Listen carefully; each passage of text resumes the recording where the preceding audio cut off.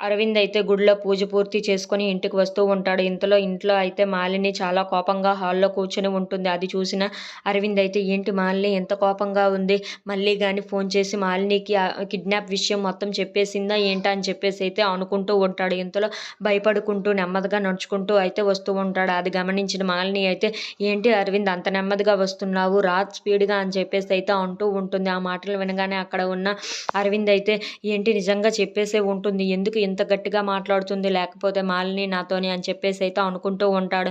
ఇంతలో అక్కడ ఉన్న మాలిని అయితే రా అరవింద్ ఎందుకు అక్కడ వెయిట్ చేస్తున్నావు? అని చెప్పేసి అయితే అంటూ ఉంటుంది. ఆ మాటలకు అక్కడ ఉన్న అరవింద్ అయితే తన దగ్గరికి వస్తూ ఉంటాడు. ఇంతలో అక్కడ ఉన్న మాలినిని చూసి చాలా భయపడిపోతూ ఉంటాడు. అది చూసిన మాలిని అయితే ఎందుకు అరవింద్ ఇంత భయపడుతున్నావు?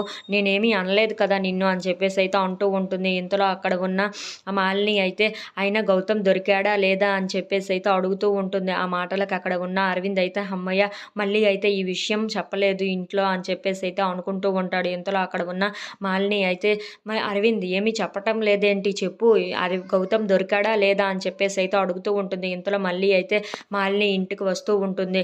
అలా అడగటంతో అక్కడ ఉన్న వసుంధరాదేవి అయితే అరవింద్ నిన్నే కదా అడుగుతుంది ఆ గౌతమ్ చచ్చాడా బ్రతికాడా అని చెప్పేసి అయితే అడుగుతూ ఉంటుంది. ఆ విషయం నేను చెప్తాను వసుంధరాదేవి గారు అని చెప్పేసి అయితే మళ్ళీ అక్కడికి వచ్చి చెప్తూ ఉంటుంది. ఆ మాటలు వినగానే అక్కడ ఉన్న గౌతమ్ అరవింద్ అయితే ఒక్కసారిగా షాక్ అయిపోతూ ఉంటాడు. ఇప్పుడు కానీ మళ్ళీ ఆ విషయం కానీ మాలినికి చెప్పాలి, మాలిని నన్ను ఎంత కోపించుకుంటుందో ఏమో అని చెప్పేసి అయితే భయపడిపోతూ ఉంటాడు. If you like this video please like, share and subscribe friends.